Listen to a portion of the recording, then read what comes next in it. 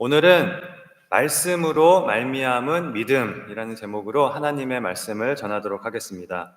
지난주에 우리 기독교의 핵심 진리라고 할 수 있는 이신칭의의 복음에 대해서 살펴보았는데요. 이신칭의라고 하는 말은 믿음으로써 의롭다함을 받는다, 즉 믿음으로써 구원을 받는다라는 뜻이라고 하였습니다. 오직 믿음으로 우리는 구원을 받는다는 것입니다. 우리의 죄를 사함받는 공로는 조금이라도 우리의 행위나 또는 우리의 의에 있는 것이 아니라 오직 예수님의 십자가 대속에 있는 것입니다. 그리고 우리가 그 예수님을 믿을 때 하나님께서 우리를 의롭다 하시고 우리는 하나님께서 주시는 그 의로 구원을 받는 것입니다. 그렇다면 하나님의 자녀인 우리에게 있어서 이제 가장 중요한 것은 믿음이라고 할 수 있을 텐데요. 믿음은 곧 우리 믿는 자들의 정체성과도 같습니다. 우리를 믿는 사람이라고 말하지 않습니까? 하나님의 거룩한 백성이라는 뜻으로 성도라고도 우리를 부르지만 믿는 사람이라는 뜻으로 신자라고도 부릅니다. 한마디로 우리는 믿는 사람들인 것입니다. 이것이 우리의 정체성인 것입니다. 우리가 하는 일도 믿는 것이라고 할 수 있습니다. 우리가 지금 하고 있는 모든 일을 한마디로 정의한다면 하나님을 믿는 것이다, 이렇게 말할 수 있을 것 같습니다. 하나님을 믿는 일을 우리는 하고 있는 것이죠. 믿음으로 예배드리고, 믿음으로 기도하고, 믿음으로 찬양하고, 믿음으로 성경을 하나님의 말씀으로 읽고, 믿음으로 봉사하고, 이렇게 우리가 믿음으로 신앙생활을 하고 있을 뿐만이 아니라 또한 우리는 믿음으로 밥 먹고, 믿음으로 일하고, 믿음으로 살고 있는 것입니다.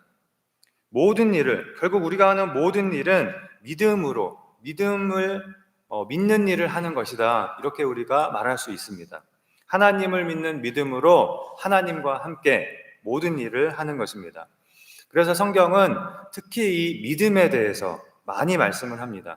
믿음이 무엇인가에 대해서, 어떤 것이 믿음이다, 믿음은 이런 것이다, 이런 것에 대해서 성경은 많이 말씀하고 또 많이 가르쳐주고 있습니다.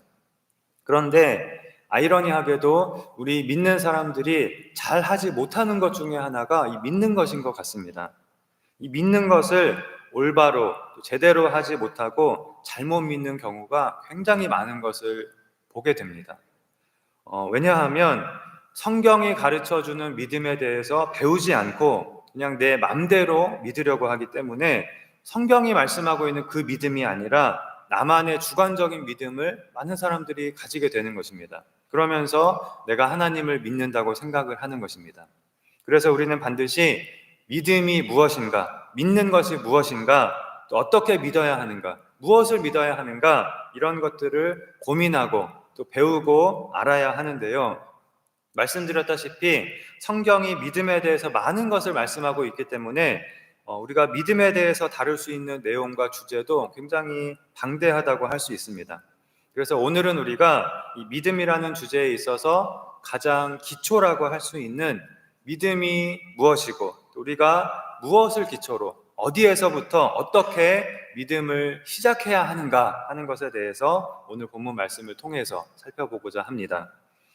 첫째는 믿음의 대상이 누구인가 하는 것입니다. 우리는 하나님을 믿는 사람들이지요.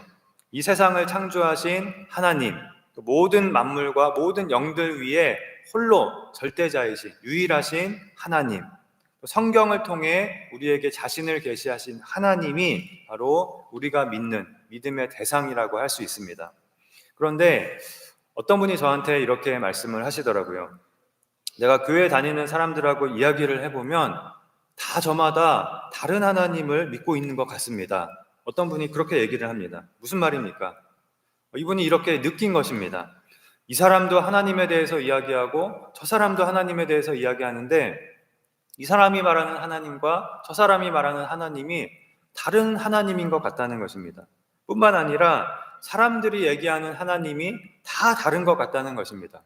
그런 얘기를 저한테 합니다. 왜 그렇게 느꼈을까요? 사람들이 자신의 경험에 비추어서만 하나님을 말하기 때문입니다. 내가 만난 하나님은 이런 분이셔. 내가 아는 하나님은 이런 분이야. 내가 생각하는 하나님은 이런 하나님이야. 이렇게만 하나님을 이해하려고 하기 때문입니다. 우리에게는 우리의 믿음의 대상인 하나님이 분명히 계십니다. 그런데 여기서 중요한 것은 내가 어떤 하나님을 믿느냐, 내가 하나님을 어떤 분이라고 생각하느냐, 이것이 아니라 하나님이 진짜로 어떤 분이시냐, 이것이 중요한 것입니다. 실제로 하나님이 어떤 분이냐가 중요하다는 것입니다. 우리가 하나님을 만들어내거나 내 머릿속에서 또는 내 생각으로 만들어내거나 정의하는 것이 아니고 실제로 존재하는 하나님이 계시고 우리는 그 하나님을 믿는 것이죠. 기독교는 계시의 종교라고 말합니다. 무슨 말이냐면 이 사람이 믿음의 대상을 만들어내어서 우리가 무슨 종교를 하나 만들어내어서 신을 만들어내어서 섬기고 있는 것이 아니고 하나님께서 자신을 계시해 주셔서 즉 알려주시고 가르쳐 주셔서 우리가 그 하나님을 믿는 것입니다. 그런데 실제로는 우리가 나만의 하나님을 내가 만들어서 저마다 각각 믿고 있는 경우가 많다는 것입니다. 하나님께서 자신을 계시해 놓으신 성경을 통해서 하나님이 어떤 분이신가를 알려고 하는 것이 아니라 하나님이라면 이래야지, 하나님이라면 이래야 돼, 이렇게 내 상상 속에서 하나님을 만들어내어서 그 하나님을 믿는 것입니다. 예를 들어서 하나님이 있다면 그 하나님은 분명 사랑으로 가득한 분이에요. 사랑만 하시는 분일 거야. 지옥 같은 걸 만드는 분일 리가 없어. 하나님은 모든 사람을, 이 세상의 모든 사람을 아마 천국에 보내실 거야. 하나님이라면 당연히 그래야지. 하나님은 심지어 마귀도 사랑하는 분일 거야. 이렇게 내 생각으로 하나님을 만들어내어서 그 하나님을 믿는 것입니다. 또 어떤 사람들은 정말 하나님이 있다면, 존재한다면 이 세상에 이렇게 고통이 있을 리가 있겠어? 전쟁으로 죽고 가난하고 병들고 고통받는 사람들을 하나님이 그냥 놔두실 리가 있겠어? 그건 하나님이라고 할 수가 없지. 그러니까 하나님은 존재하지 않는 게 분명해. 이렇게 결론을 짓는 사람들도 있습니다. 자기가 가진 생각으로 자기의 틀로 하나님을 만들어내려고 하는 것입니다. 한 번은 이런 일이 있었습니다. 어떤 믿는 남자가 기독교 인터넷 중매 사이트에서 한 여자를 소개받고 잘 돼서 약혼까지 하게 되었습니다. 그리고 어느 날 이 남자는 자기 형과 저녁 식사를 하면서 이제 대화를 나누게 되었습니다. 그 식사 자리에서 형이 이 동생에게 물었습니다. 야, 네가 그 중매 사이트에 제시한 신부의 조건이 무엇이었니? 어떤 신부를 원한다고 썼니? 그러자 동생이 이렇게 대답했습니다. 기독교 신앙을 가지고 있어야 하지만 성경 맹신자처럼 행동하지는 않는 사람이라고 나는 적었어. 그게 무슨 말인데? 나는 기독교적 가치를 믿는 여자를 원하지만 꼭 기독교인으로서 그 믿음대로 사는 사람일 필요는 없다는 뜻이야. 이 형이 듣고 도대체 무슨 소리인가 하도 이상해서 동생에게 너 기독교에 대해서 어떻게 생각하고 있니? 하고 물어보았습니다. 그러자 동생은 나는 예수님이 우리의 죄를 위해 십자가에서 죽으셨다는 것을 믿어. 그리고 나는 그리스도인이라고 생각해. 그렇지만 나는 예수님께서 처녀에게서 태어났다는 것은 믿지 않고 또 예수님이 죽은 자 가운데서 육체적으로 부활했다는 것도 나는 믿지 않아. 또 동성애자들을 목사로 안수하는 것에 대해서도 문제가 없다고 나는 믿어. 이렇게 대답을 하는 것이었습니다. 형은 동생에게 무엇을 근거로 너는 그렇게 믿고 있느냐 이렇게 물어보았습니다. 그랬더니 동생은 하나님이 어떤 분이신가에 대한 자신의 이해를 근거로 그런 믿음을 가지게 되었다. 이렇게 대답을 하는 것입니다. 자기가 마음대로 믿은 것이지요. 자, 이 말을 듣고 형은 속으로 야, 그거 참 편리한 종교구나. 믿고 싶은 대로 믿으면 되니 이것보다 편리한 종교가 없구나. 이렇게 생각을 했다고 합니다. 여러분, 이 사람을 믿는 사람이라고 말할 수가 있을까요? 할 수가 없을 것 같습니다. 그리스도인이라고 할 수가 없을 것 같습니다. 왜냐하면 이 사람의 믿음의 대상은 실제로 존재하는 그 하나님이 아니라 이 사람이 만들어낸 존재하지 않는 하나님이기 때문입니다. 존재하지 않는 하나님을 믿고 있는 것이죠. 이 사람이 믿는 하나님은 성경을 통해 자신을 계시하고 우리가 믿는 그 성삼위일체 하나님이 아닌 것입니다. 이 사람이 믿고 있는 종교는 하나님이 우리에게 계시하신 성경을 통해서 계시해 주신 그 하나님의 말씀인 성경을 믿는 그 기독교가 아닌 것입니다. 자기가 좀 변형시키고 또 변형시키고 여기도 바꾸고 저기도 바꾸고 해서 자기가 만들어낸 새로운 종교인 것이지요. 그런데 이와 비슷한 일이 사실은 얼마나 많은지 모릅니다. 너무나 많은 사람들이 성경의 하나님을 믿는 것이 아니라 내가 믿고 싶은 대상을 내가 만들어 놓고서 내 상상 속의 하나님을 만들어 놓고서 그것을 하나님이라고 착각을 합니다. 우리는 하나님을 믿는 사람들인데 그 시작부터 잘못된 것입니다. 그래서 우리가 두 번째로 생각해 볼 것은 우리의 믿음의 내용이 도대체 무엇인가, 우리는 무엇을 믿는가 하는 것입니다. 많은 사람들이 똑같이 나는 하나님을 믿는다, 나는 예수님을 믿는다라고 말하지만 그 의미는 다 다를 수 있는 것입니다. 이단들도 나는 하나님을 믿는다, 나는 예수님을 믿는다라고 말합니다. 그러나 그것이 우리가 하나님을 믿는 것과 같다고 할 수는 없는 것입니다. 바로 믿음의 내용이 다르기 때문입니다. 그렇다면 우리의 믿음의 내용은 무엇일까요? 우리의 믿음의 대상이 하나님이라면 믿음의 내용은 바로 하나님의 말씀인 성경이라고 할 수 있습니다. 오늘 본문 말씀을 다 같이 한번 읽어보시겠습니다. 화면이 꺼졌는데요. 여러분 성경을 보시고 오늘 본문 로마서 10장 17절 말씀을 다시 한번 읽어보시겠습니다. 시작. 그러므로 믿음은 들음에서 나며 들음은 그리스도의 말씀으로 말미암았느니라.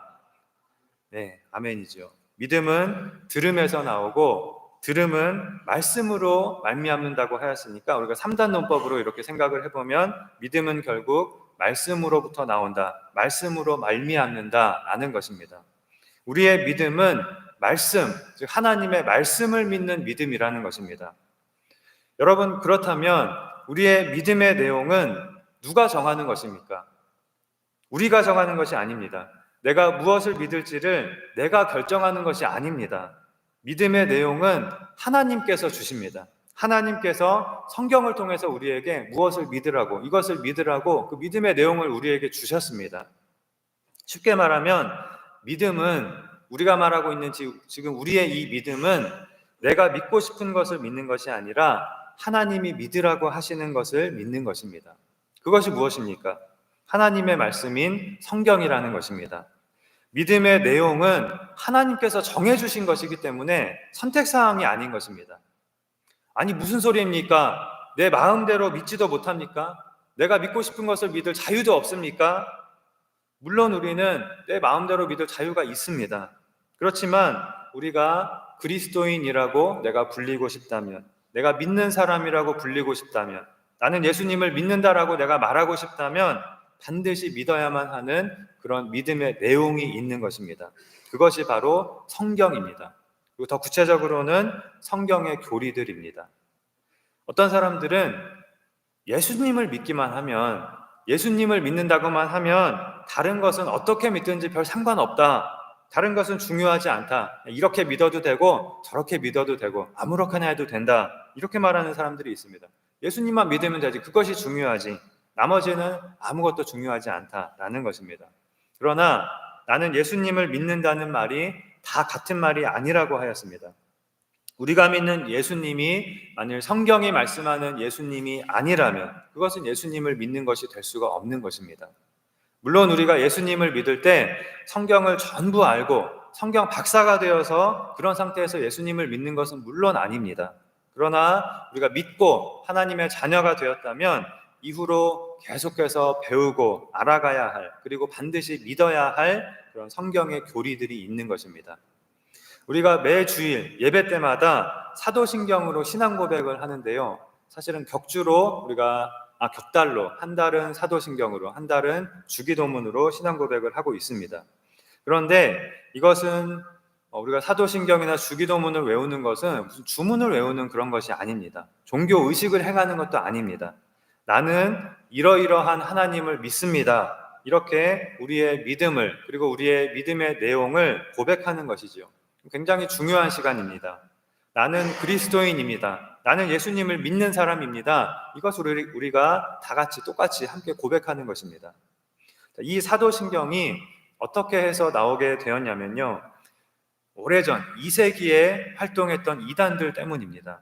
그 이단들에 대한, 당시에 그 이단들에 대한 교회의 반응이 당시에 이단들로부터 진짜 신자를 구별하는 신앙 고백인 사도신경을 만드는 것이었습니다.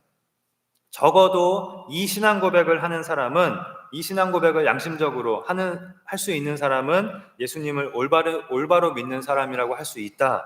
이러한 신앙 고백을 만든 것입니다. 그래서 당시에 사도신경은 신앙의 상징이라고 불리었는데요. 오늘날까지도 이 사도신경은 그리스도인의 신앙의 상징으로서 모든 교회가 매주일 이 사도신경으로 신앙 고백을 이렇게 하고 있는 것입니다. 그만큼 사도신경은 성경의 중요한 교리들을 아주 잘 요약해 놓았다고 할 수 있습니다. 굉장히 짧지만 중요한 내용들이 많이 들어가 있습니다. 이 사도라고 하는 말은 예수님의 12제자를 가리키거든요. 그러나 사도들이 사도신경을 만든 것이 아니고 이 신앙 고백이 사도들의 가르침이라고 불리는, 즉 성경에 기초하고 있기 때문에 사도신경이라고 부르게 되었습니다. 성경신경이라고 해도 상관이 없을 것입니다. 자, 그런데 이 사도신경에 대해서 우리가 알아야 할 한 가지는, 사도신경은 우리가 믿는 신앙의 핵심적인 내용을 담고 있지만 성경이나 또는 기독교 교리의 모든 내용을 다루고 있는 것은 아니라는 것입니다.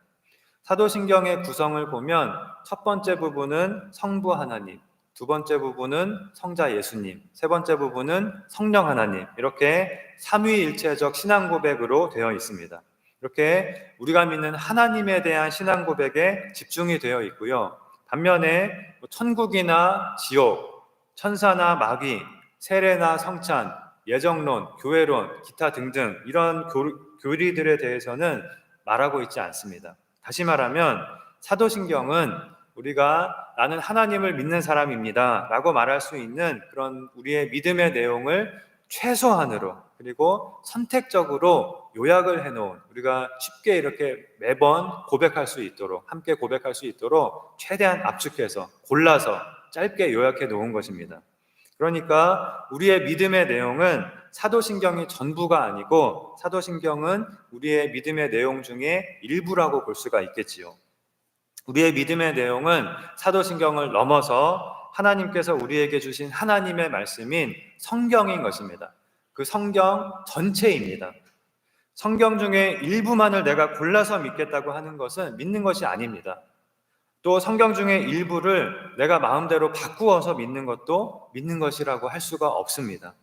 우리의 믿음은 사람이 지어낸 것을 믿는 것이 아니고, 또 내가 믿고 싶은 것을 믿는 것도 아니고, 하나님이 우리에게 계시해 주신 것, 하나님이 우리에게 계시해 주시는 것을 믿는 것입니다. 그 내용을 믿는 것이죠. 하나님이 우리에게 계시해 주신 하나님의 말씀, 즉 성경 전체를 믿는 것입니다. 그런데 우리가 가만히 앉아 있는데 성경의 모든 내용이 저절로 우리 머릿속에 주입되는 것이 아니지요. 믿음은 들음에서 나며, 즉 배움에서 나며, 그것은 그리스도의 말씀으로 말미암는다고 하였습니다. 바로 이 말씀을 들음으로, 말씀을 배움으로 우리는 우리의 믿음의 내용을 채워가고, 그러면서 우리의 믿음은 성장해 가고 발전해 가게, 또 자라가게 되는 것입니다. 그러므로 우리가 잘 믿으려면 무엇보다도 말씀을 열심히 읽고 듣고 또 배워야 하는 것입니다. 우리가 하는 일이 믿는 일인데, 우리가 그 하는 일, 믿는 일을 우리가 잘 믿으려면 무엇보다 말씀을 열심히 듣고 배워야 한다는 것입니다. 그리고 그것을 우리가 믿는 믿음의 내용으로 삼아야 하는 것입니다. 그런데 많은 사람들이, 정말 안타까운 것은 많은 사람들이 이 말씀을 듣고 배우는 것의 중요성을 간과한다는 것입니다. 그리고는 잘 듣지 않고 별로 관심을 가지지 않고 내가 믿고 싶은 대로 하나님을 믿습니다. 내가 하나님을 규정하고 내가 하나님의 말씀을 규정합니다. 듣지를 않으니까, 읽지를 않으니까, 배우지를 않으니까 그냥 내가 마음대로 합니다. 그것은 하나님을 믿는 것이 아니라 내가 스스로 내가 하나님이 되는 것임을, 또는 내가 어떤 새로운 종교의 교주가 되는 것임을 우리는 기억해야 하겠습니다. 우리의 믿음의 내용은 하나님께서 우리에게 주신 하나님의 말씀인 성경이라고 하였습니다. 그런데 지금 우리가 가지고 있는 이 성경이 정말로 하나님께서 우리에게 주신 말씀인지 어떻게 우리가 확신할 수 있습니까? 기독교도 다른 모든 종교와 마찬가지로 사람이 지어낸, 사람이 만들어낸 종교가 아니라고 우리가 어떻게 확신할 수 있습니까? 이 주제에 대해서는 이미 제가 올해 설교를 통해서 말씀을 드렸습니다. 성경에 대해서, 성경이 어떻게 기록되었는지, 또 성경의 내용은 무엇인지, 이 성경이, 이 구약과 신약이 어떻게 구성이 되어 있는지, 또 성경이 하나님의 말씀임을, 정말 이게 하나님의 말씀임을 우리가 어느 정도나 얼마나 확신할 수 있는지, 어떻게 해서 우리가 지금의 이 성경을 우리가 손에 이렇게 가지게 되었는지, 또 성경을 어떻게 우리가 읽을 것인지 등등 성경에 대해서 제가 7번에 걸쳐서 올해 이미 말씀을 전하였는데요. 혹시 못 들으신 분들, 또 들으신 분들이라도 한 번 더 찾아서 들어보시면 많은 도움이 되실 거라고, 그리고 꼭 필요할 거라고 그렇게 생각을 합니다. 믿음은 말씀으로 말미암는다고 하였습니다. 믿음은 하나님께서 주신 하나님의 말씀을 믿는 것입니다. 이것을 기억하고 말씀을, 이 성경을 열심히 듣고 배움으로 하나님께서 우리에게 주신 그 말씀 위에서 올바른 믿음, 견고한 믿음을 세워가는 그런 우리가 되어야 하겠습니다. 지금까지 우리가 우리의 믿음의 대상은 성경을 통해서 스스로를 계시하신 하나님이다. 그리고 우리의 믿음의 내용은 성경을 통해 우리에게 주신 하나님의 말씀이다 라는 것을 살펴보았고요. 마지막 세 번째는 믿는 것이란 그럼 무엇인가? 무엇이 믿는 것인가? 이것을 살펴보겠습니다. 우리는 하나님을 믿는 사람들이라고 하였습니다. 그렇다면 하나님을 믿는다고 하는 것이 과연 무엇일까요? 어떤 것일까요? 믿는다는 말에도 여러 가지 의미가 사실 있거든요. 만일 우리가 나는 다음 대통령은 누가 될 거라고 믿어 이렇게 말한다면 이때 우리가 말하는 그 믿음은, 믿는다고 하는 것은 나의 예감이나 또는 나의 바람을 표현하는 말이 될 수 있을 것입니다. 또 나는 6.25가 1950년에 일어났다고 하는 것을 확실히 믿어 라고 말할 때 그때 믿는다는 말은 이미 확실히 일어난 역사적 사실을 인정하는 것에 불과합니다.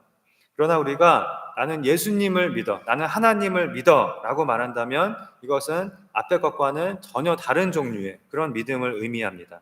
그럼 이때에 믿는다고 하는 것은 어떤 의미일까요?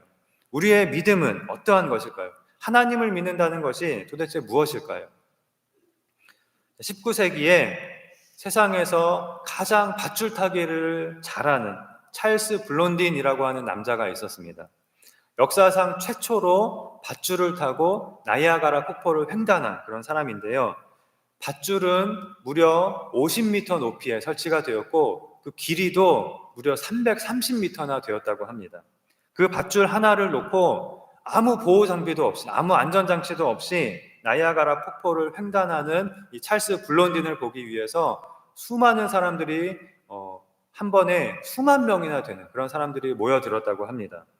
찰스 블론딘은 성공을 하고 이후에도 여러 번 나이아가라 폭포를 횡단을 하였는데요.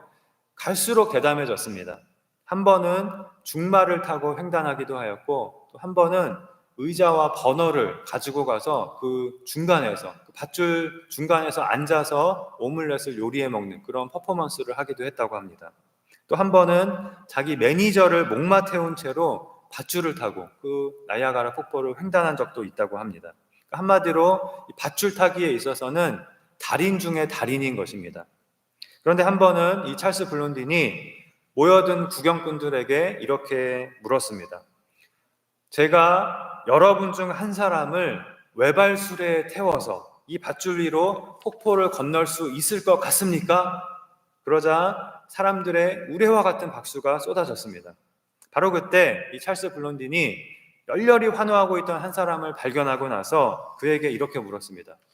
선생님, 제가 당신을 이 외발술에 태워서 밧줄 위로 건너게 할 수 있을 것이라고 믿으십니까? 그 사람은 물론이지요 라고 대답했습니다.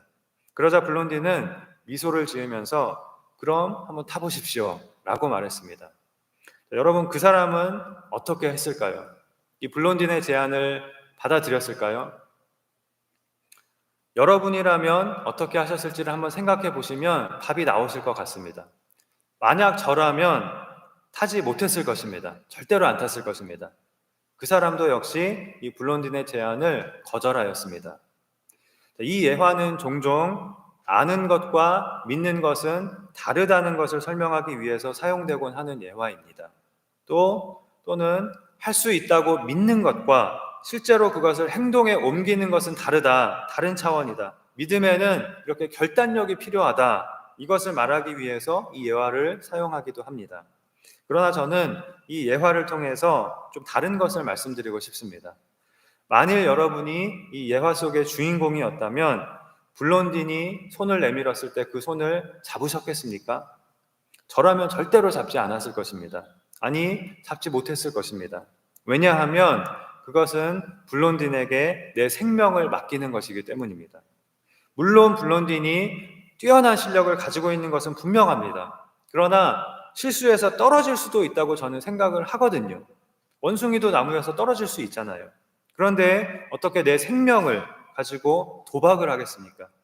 여러분, 혹시라도 나이아가라 고개사가 손을 내밀면서 타시오, 난 달인입니다 라고 할 때 절대로 타지 마시기 바랍니다. 타시오, 이게 믿음이요 라고 하는 그런 말에 절대 속지 마시기 바랍니다. 믿을 걸 믿어야죠. 아무거나 믿는다고 그것이 믿음인 것은 아닙니다. 블론딘이 아무리 뛰어난 고개사라고 하더라도 내 생명을 걸고 믿을 만한, 그럴 만한 대상은 아닌 것입니다. 그러나 만일 그 손을 내미시는 분이 하나님이라면, 하나님이 그 손을 내미신다면 여러분, 그 손은 꼭 잡으시기 바랍니다. 무슨 말입니까?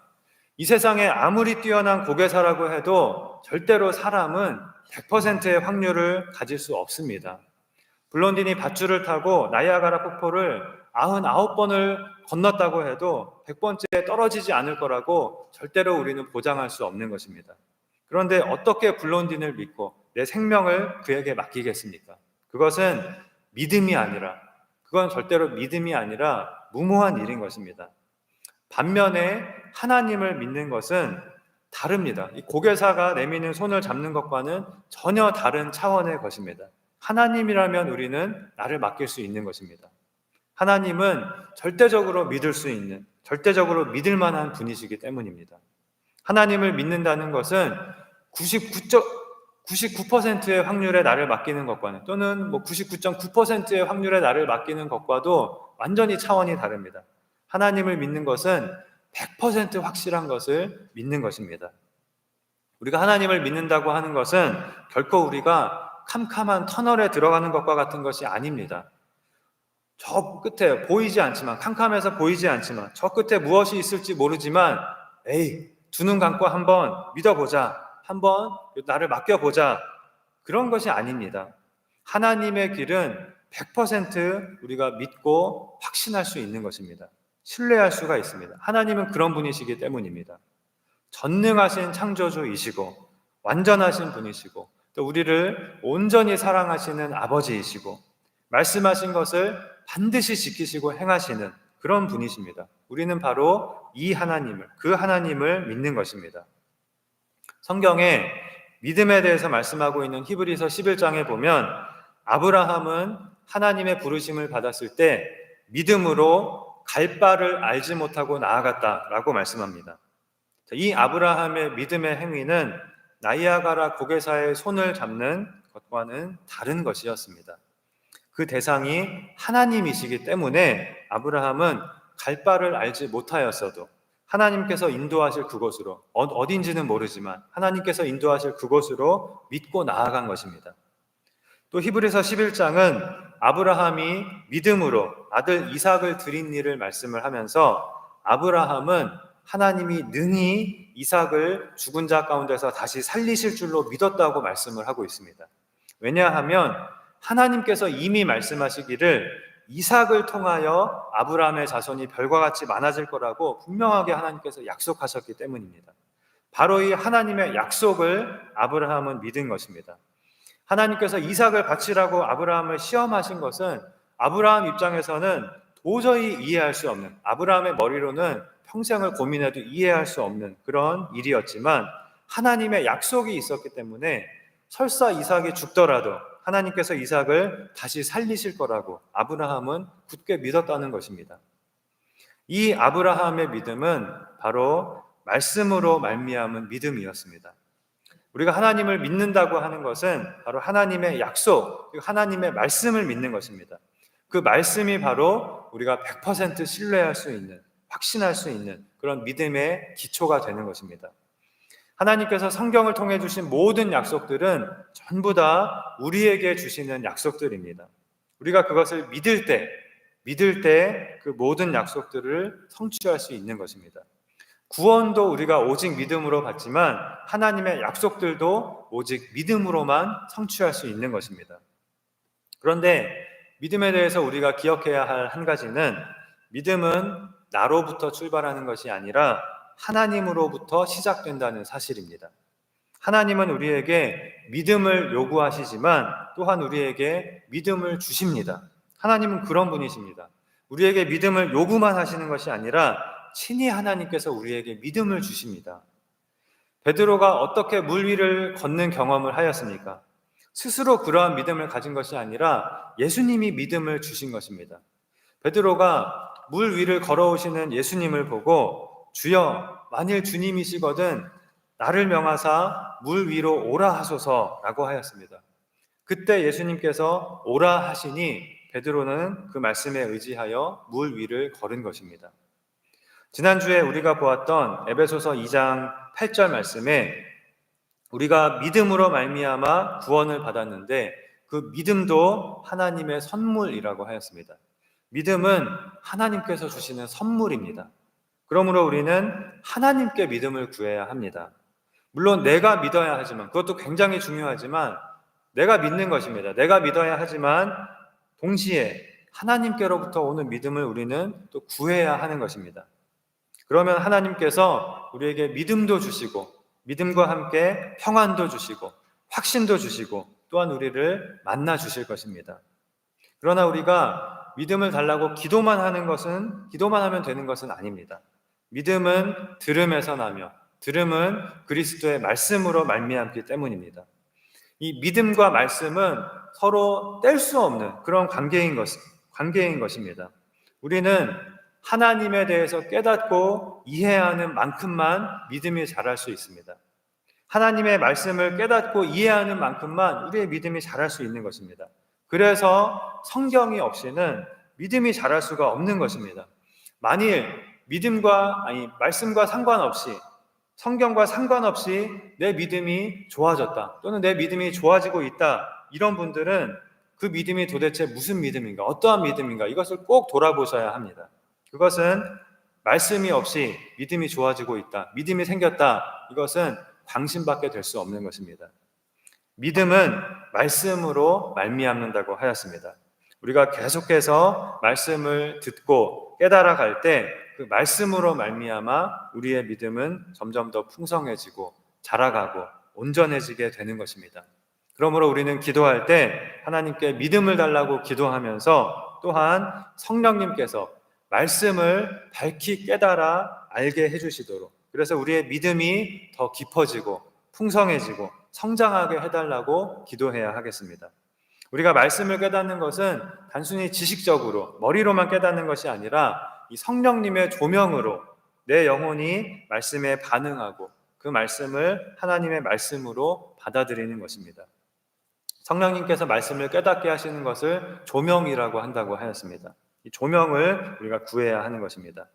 그럴 때 말씀은 우리의 삶 속에서 살아 역사하는, 우리를 변화시키고 우리의 삶을 변화시키는 그런 하나님의 말씀이 되는 것입니다. 결론의 말씀을 드리겠습니다. 우리가 오늘 믿음에 있어서 시작이라고 할 수 있는 또는 기초라고 할 수 있는 믿음이 무엇인가, 하나님을 믿는다는 것이 무엇인가 하는 것을 살펴보았는데요. 이렇게 정리할 수 있을 것 같습니다. 믿음은 우리가 100% 신뢰할 수 있는 그 하나님이 내미시는 손을 잡는 것이다. 또 믿음은 우리가 100% 신뢰할 수 있는 하나님의 말씀을 믿는 것이다 라는 것입니다. 믿음은 하나님께서 우리에게 주시는 선물을 우리가 거절하지 않고 받는 것입니다. 하나님께서 우리에게 믿음의 선물을 주실 때 우리는 거기에 반응하면 되는 것입니다. 감사로 그 믿음을 받으면 되는 것입니다. 그리고 여기에 더해서 믿음은 들음에서 나며 들음은 그리스도의 말씀으로 말미암는다는 이 말씀을 우리가 기억하고 성령님의 조명을 구하면서 열심히 말씀을 읽고 듣고 배우고 또 묵상해야 하겠습니다. 그런 우리가 꼭 되어야 하겠습니다. 그럼으로써 우리의 믿음이 갈수록 자라가고 풍성해지고 온전해져서 그 믿음으로 세상을 이기고 믿음으로 하나님을 기쁘시게 하는 우리 모두가 되기를 주님의 이름으로 축원합니다. 기도하시겠습니다. 하나님 아버지, 믿음은 들음에서 나며 들음은 그리스도의 말씀으로 말미암는다고 하였습니다. 우리가 이 말씀을 마음에 새기고 하나님의 말씀을 열심히 듣고 배우며 그 말씀대로 살아가는 믿음의 사람이 되게 하여 주시옵소서. 그리하여 우리가 성경을 통하여 스스로를 계시해 주신 하나님을 믿으며 성경을 통해 우리에게 주신 모든 말씀을 믿는 믿음으로 하나님을 기쁘시게 하고 하나님과 함께 믿음의 길을 걸어가며 하나님께서 성경을 통해 주신 모든 약속들을 성취하는 복된 믿음의 삶을 살아가게 하여 주시옵소서. 믿사오며 예수님의 이름으로 기도하옵나이다. 아멘.